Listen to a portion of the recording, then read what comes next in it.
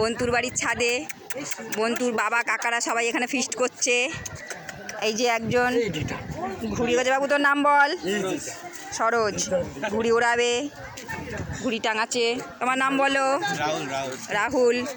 এই ভাই তোমার নাম বলো। ছোটু। এইখানে একটু ভালো জিনিস আছে, এখানে খাওয়া দাওয়া হচ্ছে। ব্যাপারটা এতক্ষণ বুঝতে পারছিলাম না ফিস্টিটা কিসের হচ্ছে, শুধু ঘুড়ি উড়ানো না, সাথে একটু খাওয়া দাওয়া হচ্ছে। এই একজন, এটা আমাদের রান্না কে করেছে ভাই? নামটা বলে দাও। শেফ সুজিত। শেফ সুজিত, তোর আবাস। এই যে স্যার, এত লজ্জার কিছু নেই, একটু মুখটা দেখান।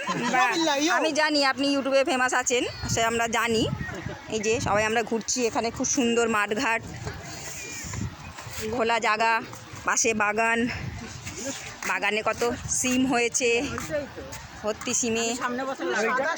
কোনটা? না না, গ্লাস ফ্যাক্টরিটা তুলতে হবে না।